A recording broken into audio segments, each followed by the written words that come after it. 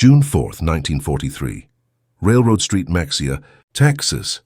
The pencil shook faintly as Unfitzier Werner Burkhardt scratched in his secret diary words that would have landed him in isolation if found by his commanders.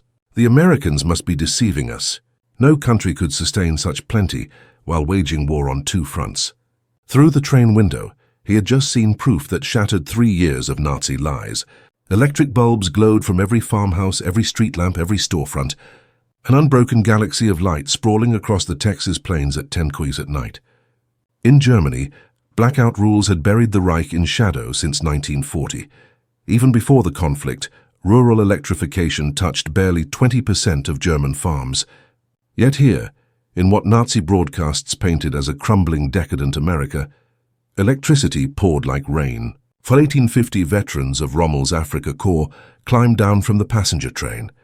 Not cattle cars, not freight wagons, but plush Pullman coaches with dining cars and sleeping berths. The entire town of Mexia had gathered to watch their arrival. What none of them realized was that this instant would spark the deepest psychological shift in modern P history, a methodical dismantling of Nazi beliefs through the raw spectacle of American industrial strength. The numbers of Allied triumph were being etched not in battle maps, but in production figures that would soon crush every certainty these soldiers held about their foes, their homeland, and their mission. The collapse had started on May 13, 1943 in Tunisia. General Jürgen von Arnim, Rommel's successor, surrendered along with roughly 250,000 to 275,000 German and Italian troops. The counts varied as scattered units kept giving up over several days. The Wehrmacht's most seasoned desert warriors, men who had pushed the British back to Egypt, who had earned Montgomery's reluctant admiration, were abruptly captives.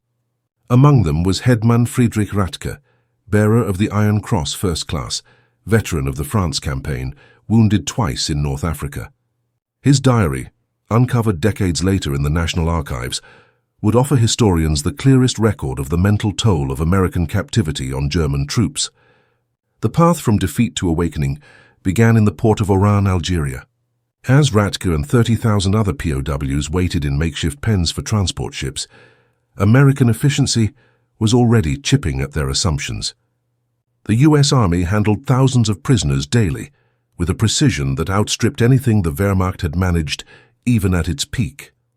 Identity cards snapped and filed, medical checks finished, vaccinations given, Geneva Convention rights spelled out in crisp German by American officers trained precisely for this task. But the first true jolt came with the meals. Obergefreiter Hans Müller, taken with the 21st Panzer Division, wrote to his mother 8 months later, "In the pens at Oran, while we awaited ships, the Americans fed us better than we had eaten in 6 months of desert fighting. White bread, real coffee, meat twice daily. We thought it was a show that they aimed to impress us. We didn't grasp this was their standard military fare." The Liberty ships that would haul them across the Atlantic stood as monuments to American industrial might. The SS Robert E. Peary had been built in 4 days, 15 hours, and 29 minutes at Kaiser Shipyards in Richmond, California. A detail that would have been laughed off as impossible propaganda if the Germans had known it. These vessels, churned out at a rate of 3 per day at peak production, were returning from supplying the European theater. Rather than sail back empty, they carried human cargo up to 30,000 POWs per month by summer 1943. The 2-week Atlantic voyage in July 1943 delivered the second stage of psychological demolition. Feldwebel Kurt Zimmermann of the 90th Light Division kept a meticulous log that survived in letters to his family after repatriation. The ship's crew, he noted, discarded more food waste each day than his entire company had received in weekly rations during the final months in Africa. The American sailors tossed away half-eaten steaks, whole loaves of bread, gallons of milk that had sat too long, Zimmermann wrote. They did this openly, without care, not to taunt us, but because to them this waste meant nothing. Their supply was endless. The ships themselves became floating lessons in American power. POWs learned that the vessel carrying them was one of 2,710 Liberty ships that would be built during the war, each one needing 250,000 parts assembled from components made in 32 states. The engines, they heard from chatty American guards, were built in 3 separate factories, each producing 900 horsepower cylinders that were then joined in ports that had barely existed 2 years earlier. Lieutenant Colonel Wilhelm von Steuben, whose Prussian aristocratic family had served in every German war since Frederick the Great, would later write in his memoirs, "As our ship neared the American coast, I watched the radar antenna spinning above the bridge. This technology, which we believed only we and perhaps the British possessed in limited amounts, was standard gear on a cargo ship. It was then I first suspected that Germany had already lost the war." August 2nd, 1943, Norfolk Naval Base, Virginia. The first glimpse of America crushed the last scraps of Nazi propaganda about American industrial frailty. The Norfolk base sprawled across 4,300 acres, its docks stretching for miles, its cranes loading and unloading dozens of ships at once. In a single day, this one port moved more tonnage than the entire German port of Hamburg handled in a week. Gefreiter Johann Weber, a factory worker from the Ruhr before his draft, counted 47 cargo ships in various stages of loading or unloading. Each crane, he noted in his hidden diary, lifted loads that would have required a dozen men and horses in Germany. They moved with electric power, smoothly, endlessly, without the coal smoke that choked our industrial cities. The prisoners were lined into columns for the march to the waiting trains. Along the route, they passed parking lots packed with civilian automobiles, hundreds of them owned by dock workers. In Germany, private car ownership remained a luxury of the rich and the party elite. The Volkswagen, promised to the German people since 1934, stayed a propaganda fantasy with fewer than 1,000 ever delivered to civilians. Here, ordinary laborers drove to work in their own vehicles, but nothing readied them for the trains themselves. Not boxcars, not the 40 and 8 wagons, 40 men or 8 horses that had hauled German troops across Europe, but full passenger coaches. Pullman cars with cushioned seats that folded into sleeping berths, dining cars with white tablecloths and silver cutlery, observation cars with panoramic windows. Hedman Radke wrote, "We boarded like tourists, not prisoners." The American guards seemed almost embarrassed by the comfort. One sergeant apologized that the air conditioning wasn't working properly in our car. Air conditioning? In August, we had believed such luxury existed in Hitler's personal train. The 3-day train journey from Norfolk to the camps of Texas and Oklahoma would prove more ruinous to Nazi ideology than any battlefield loss. As the trains rolled through Virginia, the prisoners pressed their faces against windows, witnessing an America that couldn't exist according to everything they had been taught. Every small town blazed with light. Martinsville, Danville, Greensboro, communities that in Germany would have been lucky to have a single electric street lamp, displayed lit shop windows, electric signs, houses with lights burning in multiple rooms. The trains passed factories running night shifts, their windows glowing, parking lots full even at midnight. Obergefreiter Müller, whose father was a Nazi party bloc leader in Hamburg, wrote in a letter uncovered in 1987, "We passed through dozens of cities that first night. Everyone had more electricity than all of Hamburg. The guards told us this was normal, that every American town had electricity since the 1920s.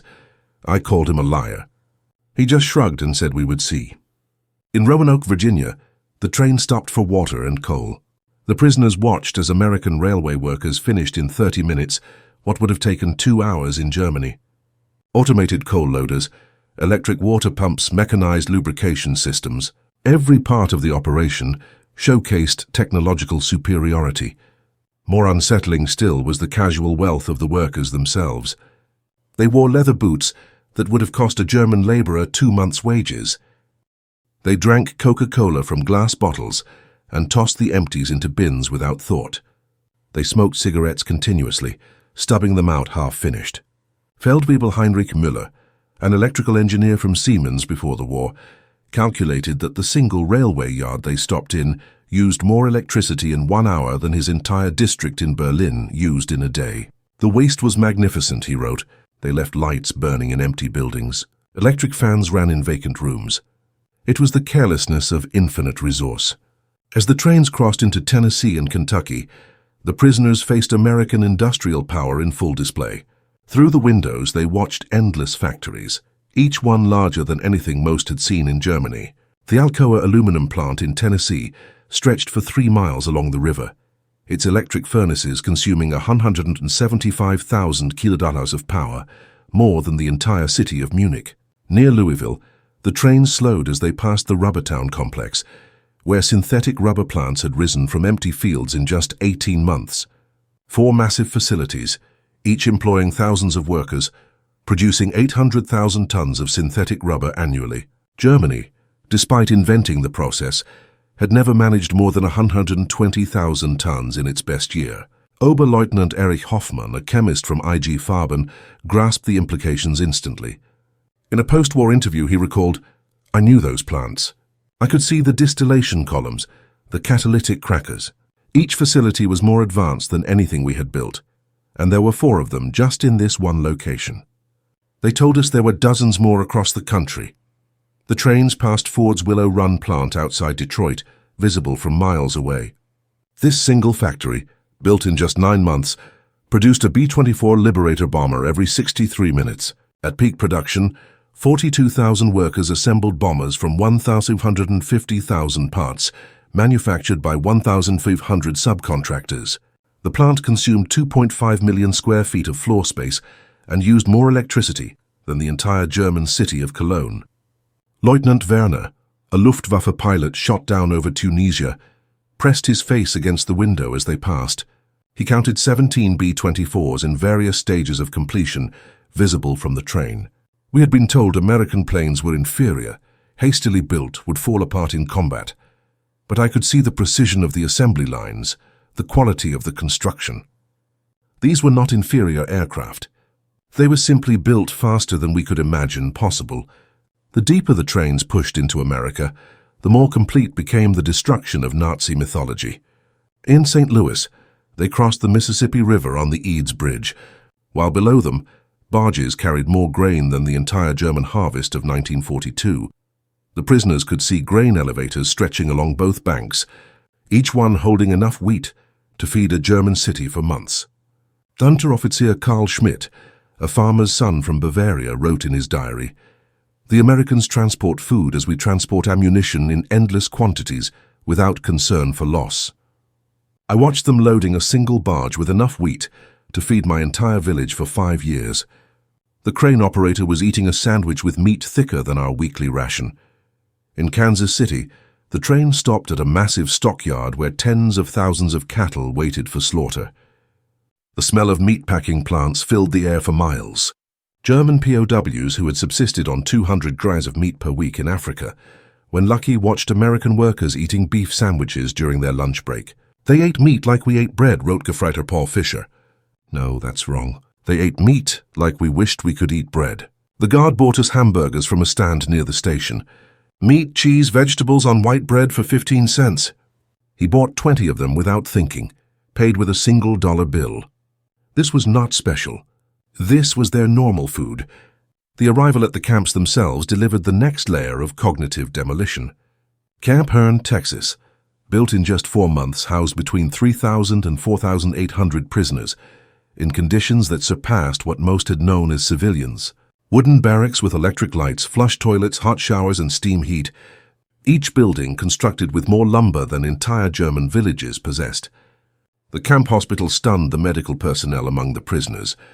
Oberstleutnant Dr. Friedrich Bauer, chief surgeon of the 164th Light Division, found himself in a facility better equipped than most German civilian hospitals. X-ray machines, surgical equipment, pharmaceutical supplies that had been unavailable in Germany since 1941. All standard provision for enemy prisoners. They had penicillin. Dr. Bauer would later testify, this miracle drug that we had only heard rumors about. They used it freely, even on prisoners with minor infections. German soldiers were dying for want of basic sulfur drugs, and the Americans were giving us their most advanced medicine without hesitation. The camp kitchen became another classroom in American prosperity. Prisoners assigned to cooking duties discovered walk-in refrigerators, electric mixers, automated dishwashers, and gas ranges that could prepare meals for 5,000 men. The daily ration included fresh milk, eggs, meat, vegetables, and white bread, quantities that German civilians hadn't seen since 1939. Feldwebel Otto Krebs, a former hotel chef from Munich, wrote, "Today, we threw away more food than my family has seen in 3 years. Not spoiled food, simply excess. The American regulations require we prepare 10% more than needed to ensure every prisoner receives full rations. The surplus is discarded. I wept as I threw perfectly good bread into the garbage. By September 1943, the labor shortage in American agriculture led to the employment of POWs in fields and factories across the country. This decision, driven by necessity, would prove more destructive to Nazi ideology than any propaganda program could have achieved. Groups of prisoners were trucked daily to work sites, traveling through the American heartland without blindfolds or restricted routes. They saw everything: the endless fields of corn and wheat, the factories running 3 shifts, the shops full of goods, the parking lots full of cars, the houses with refrigerators and radios. At a cotton gin outside Houston, Unteroffizier Herbert Lang watched a single machine process more cotton in 1 hour than his entire village could have handled in a month using traditional methods. The gin was powered by electricity from the Colorado River Authority, part of a rural electrification program that had brought power to 90% of Texas farms by 1943. The farmer who owned the gin was nobody special, Lang recorded. Not aristocracy, not a party member, just a farmer. Yet he had electricity, running water, a truck, a car, and a tractor. His workers, including the Negroes, ate lunch from boxes containing more food than German workers received in a week. And this was normal. Every farm we passed was the same. In Nebraska, prisoners worked in sugar beet fields, witnessing agricultural mechanization that defied comprehension. A single combine harvester, they learned, could do the work of 100 men.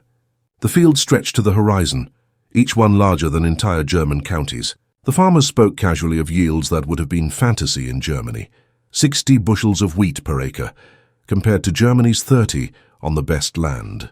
Gefreiter Wilhelm Hoffmann, working on a farm outside Scottsbluff, wrote, "The farmer's son, a boy of 16, drove a tractor worth more than everything my father had earned in his lifetime." When I mentioned this, the boy laughed and said it wasn't even a particularly good tractor. His father was waiting for a new model from John Deere that would be even better. The most devastating revelations came to those prisoners who worked near or in American factories. While Geneva Convention rules prohibited direct war production work, POWs could work in industries that freed American workers for military production. This technicality allowed thousands of German prisoners to witness American industrial capacity firsthand.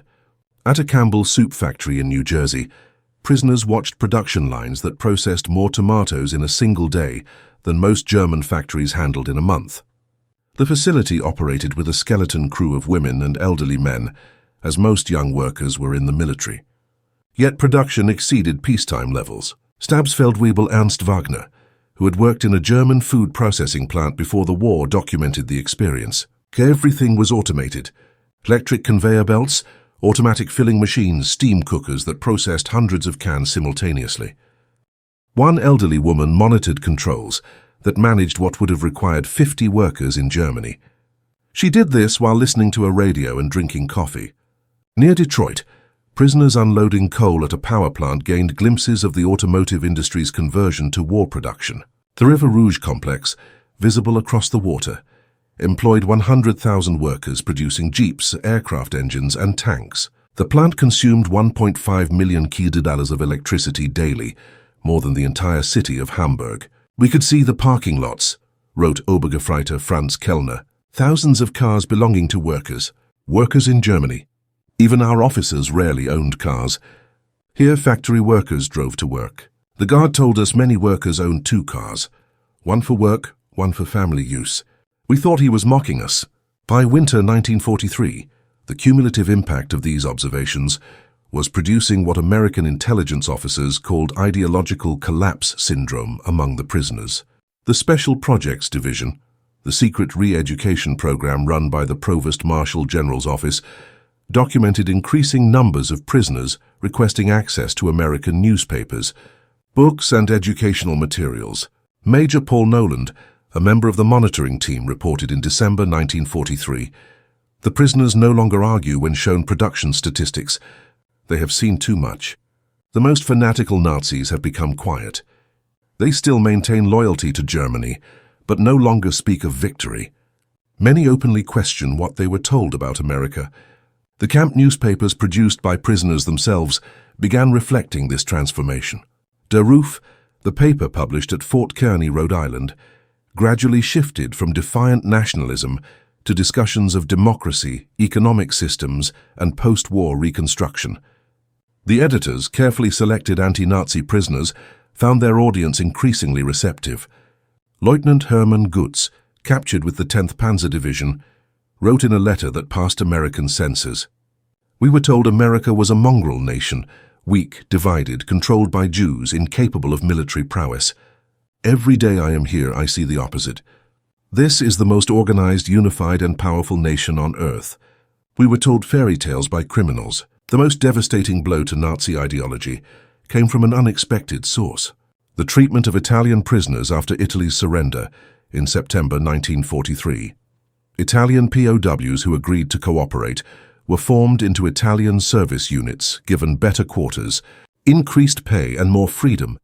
German prisoners watched their former allies working alongside Americans, eating in American restaurants, some even dating American women. Headman Friedrich Schulz wrote, "The Italians betrayed us, yet they are treated better than we treated them as allies. They work freely, earn money, send packages home. The Americans show them no hatred. This democracy we were taught to despise appears more honorable than our own system." Christmas 1943 provided the most profound psychological impact.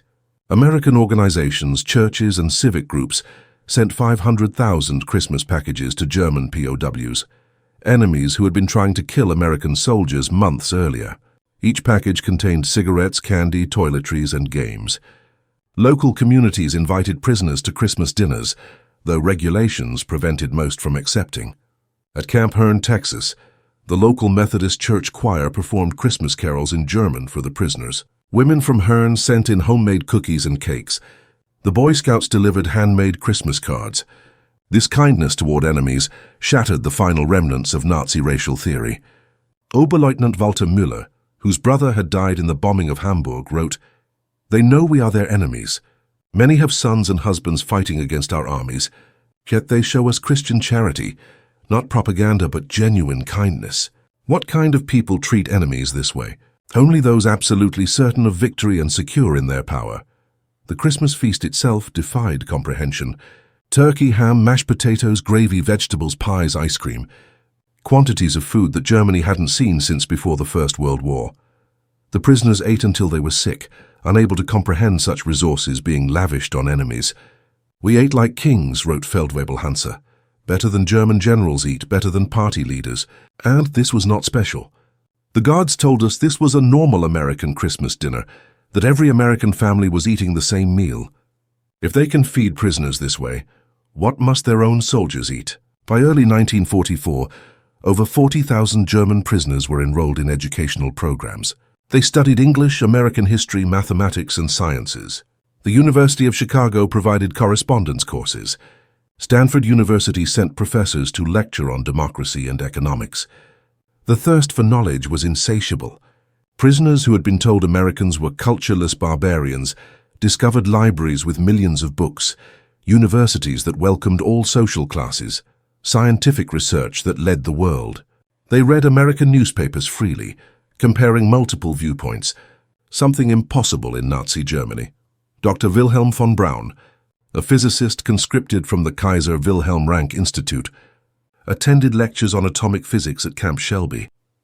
He later wrote, "American professors, including Jewish refugees from Germany, taught us without hatred. They spoke of science as universal, belonging to all humanity. They were years ahead of German research, and they shared knowledge with enemies." This generosity of spirit was incomprehensible to minds shaped by Nazi ideology. The camp theaters showed American films, not propaganda, but regular Hollywood productions. Prisoners watched Gone with the Wind, seeing a depiction of American defeat and recovery that resonated with their own situation. They saw the grapes of wrath, amazed that Americans would show such self-criticism to enemies. "They hide nothing," wrote Lieutenant Joseph Kramer. "They show their problems, their failures, their conflicts. Yet this honesty makes them stronger, not weaker." In Germany, such criticism would mean death. Here it is considered patriotic. Spring 1944 brought expanded prisoner labor programs as American production reached its peak. German POWs worked in canneries, mills, and fabrication plants, witnessing the full might of American industrial capacity. The numbers told a story that no propaganda could counter. At the Higgins Boat Factory in New Orleans, prisoners unloaded steel that would become landing craft for D-Day. They watched as workers assembled 700 boats per month, each one requiring 20,000 parts.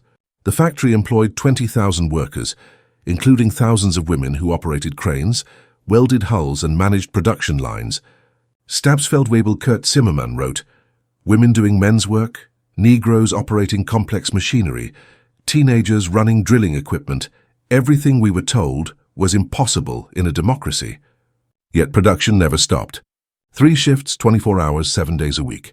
They produced more boats in a month than our entire Navy built in a year. At Republic Steel in Ohio, prisoners witnessed the production of 10,000 tons of steel daily. The blast furnaces ran continuously, fed by endless trains of iron ore from Minnesota and coal from Pennsylvania. The scale defied German comprehension. This single plant produced more steel than the entire Ruhr at its peak. "I worked at Krupp before the war," wrote Obergefreiter Paul Hartmann. "I thought I understood industrial production, but this was beyond imagination. They wasted more steel in spillage than we could produce. The workers complained about overtime while producing quantities we couldn't achieve with slave labor, and double shifts."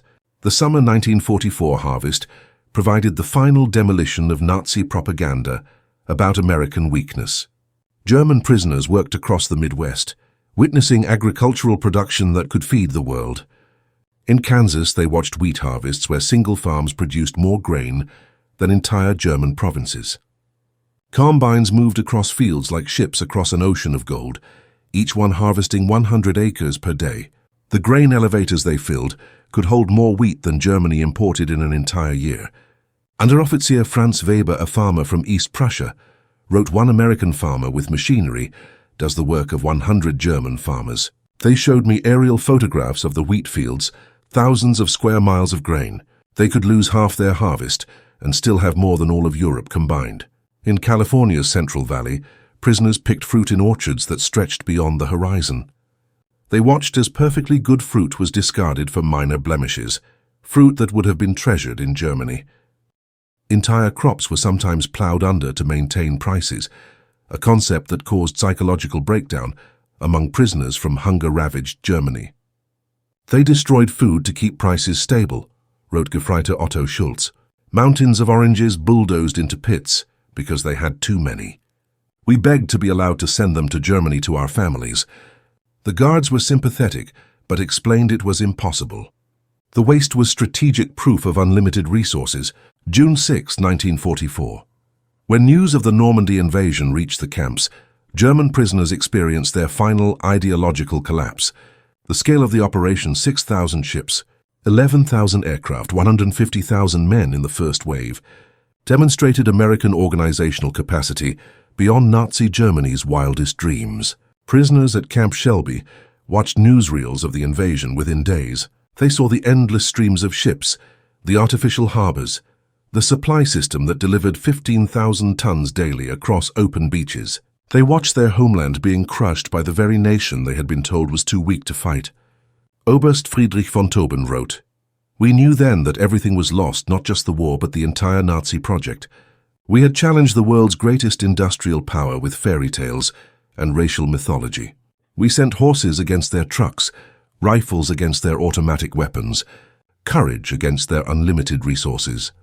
Throughout their captivity, German prisoners experienced something that challenged Nazi ideology more than any material wealth: American humanity. Despite propaganda depicting Americans as weak and sentimental, POWs discovered a people secure enough in their strength to show mercy. When Gefreiter Hans Müller's son died in the Hamburg bombing, the American camp commander personally delivered the Red Cross message and offered condolences. When Lieutenant Paul Fisher's wife wrote that she was struggling to feed their children, American church groups sent food packages to her in Germany. Enemy civilians in a nation America was actively bombing. They separated the German people from the Nazi regime, wrote Hetman Otto. They said they were fighting Hitler, not Germans. This distinction, which seemed like propaganda, proved genuine. They prepared us to rebuild Germany after the war, not to destroy it. The medical treatment particularly affected prisoners. German doctors worked alongside American medical staff, learning new techniques using advanced equipment. Prisoners received operations that would have been available only to the elite in Germany. Mental health treatment virtually unknown to traumatized soldiers. Dr. Friedrich Bauer wrote, "They treated attempted suicides with counseling, not punishment. Prisoners with mental breakdowns received therapy, not beatings. This humanity toward enemies revealed a strength we never understood, the confidence of true power." By March 1945, the secret re-education program had produced remarkable results. Over 25,000 prisoners had volunteered for democracy courses. The camp newspapers published articles about constitutional government, free markets, and civil rights. Discussion groups debated Germany's future after the war. The program's success exceeded all expectations. Prisoners who had arrived as fanatical Nazis were writing essays about democratic reconstruction. Officers who had sworn oaths to Hitler were planning how to implement American agricultural methods in post-war Germany. "We became missionaries for democracy," admitted Oberst Hermann Guting, no relation to the Reichsmarshal, in a 1975 interview. "Not through coercion or propaganda, but through observation. We saw it work. We saw ordinary people living better than German aristocracy. We wanted that for Germany." The transformation was so complete that American authorities worried about prisoners being too enthusiastic about American ways. Some requested to stay in America after the war. Others married American women they met through prison correspondence programs. Thousands would eventually immigrate to America in the 1950s. April 1945 brought the final revelation. As American forces liberated concentration camps in Germany, the footage was shown to German POWs. Many refused to believe it initially, claiming it was propaganda, but the evidence was overwhelming. Testimony from American soldiers, photographs, newsreels, and eventually letters from Germany, confirming the horror. The psychological impact was devastating. Men who had maintained some pride in German honor, despite military defeat, now faced the complete moral collapse of their nation. Everything they had fought for was not just defeated, but evil. Headman Walter Schmidt wrote the most eloquent summary. "We thought we were warriors for a great cause. We discovered we were tools of criminals. We believed we were bringing civilization to inferior peoples. We found that we were the barbarians. The Americans we called weak and decadent showed us what civilization actually meant." As the war ended in May 1945, German POWs faced repatriation with mixed emotions. They had witnessed an America that contradicted everything they had believed. They had eaten better as prisoners than as soldiers. They had been treated with more dignity by enemies than by their own government. The last months of captivity were spent preparing for return to a destroyed Germany. American authorities provided vocational training, agricultural education, and political instruction. Prisoners learned about the Marshall Plan before it was announced, understanding that America would rebuild rather than punish Germany. "They prepared us to rebuild our country," wrote Oberst Friedrich von Tobin. "They gave us skills, knowledge, hope. They transformed defeated soldiers into future citizens." This generosity from victors was incomprehensible to minds shaped by Nazi vindictiveness. Between 1945 and 1946, 371,683 German POWs were repatriated from American camps. They returned to a Germany divided, destroyed, and destitute. But they brought with them something precious: knowledge of how a democratic industrial society functioned. The German POWs who experienced American prosperity became unwitting agents of transformation in post-war Germany. They had seen industrial efficiency, agricultural productivity, and democratic prosperity. They knew reconstruction was possible because they had witnessed a society that had achieved it. Many former POWs rose to prominence in West Germany's reconstruction. Hans Kroll, prisoner at Camp Shelby, became West German ambassador to the United States.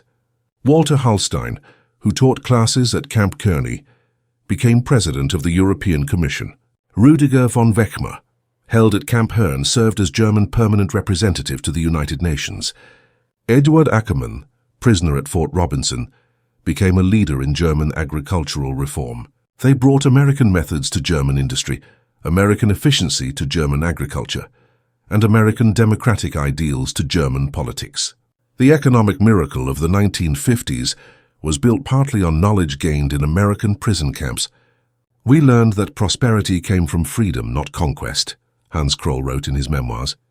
We saw that democracy created wealth, that diversity brought strength, that treating workers well increased production. These lessons learned as prisoners shaped the new Germany. Historians have called the German POW experience in America one of the most successful re-education programs in history. Without coercion, without propaganda in the traditional sense, American industrial might and democracy converted hardened Nazis into future democratic citizens. The program succeeded because it relied not on words but on observation. Prisoners saw American society functioning at peak efficiency while treating enemies with dignity. They witnessed industrial capacity that made German production look primitive. They experienced a standard of living that exposed Nazi promises as fantasies. Dr. Arnold Kremer, the leading historian of German POWs in America, concluded, America won the propaganda war not through clever messages, but through sheer reality. Every full meal, every electric light, every working toilet was an argument against Nazism. The POWs were converted by prosperity. The statistics support this assessment. Of the 371,683 German POWs held in America, fewer than 1% attempted escape, with only 2,222 total attempts recorded. Post-war surveys showed that 95% rated their treatment as good or excellent. Most remarkably, thousands maintained correspondence with American families for decades after the war. In 1985, on the 40th anniversary of the war's end, surviving German POWs held a reunion in Austin, Texas. Over 500 former prisoners returned to America, many bringing their families to show them where their transformation had begun. Former Obergefreiter Hans Wehr, who had been held at Fort Robinson, Nebraska, and later returned to become a physician in Georgetown, Maine, spoke at the reunion. Life in the camps was a vast improvement for many of us who had grown up in cold water flats in Germany. We discovered running water, central heating, and abundant food. But more than that, we discovered dignity. Former Stabsfeldwebel Kurt Meir, who had worked on farms in Iowa, added, The farmers treated us not as enemies, but as young men far from home. They shared their meals, their knowledge, sometimes their homes. This humanity from people whose sons were fighting against us. This changed us forever. At the 1985 reunion dinner, former Oberst Hermann Gutz, then 78 years old, delivered the keynote address that captured the essence of the transformation. We came to America as enemies, as Nazis, as believers in a lie. We left as friends, as Democrats, as men who had seen the truth. America showed us that strength comes not from conquest, but from production, not from hatred, but from diversity, not from tyranny, but from freedom. We witnessed the arsenal of democracy at full production. We saw farmers who produced food for the world, workers who built the tools of victory, and citizens who treated enemies with dignity. We learned that America's true weapon was not its bombs or tanks, but its inexhaustible capacity for creation and its unshakable confidence. We returned to Germany with a mission to build a society that could create rather than destroy, that could prosper through peace rather than war. The Germany that rose from the ashes was built on lessons learned in American prison camps. We who came as conquerors left as students. To America, from your former enemies, now your friends. Thank you for showing us the way.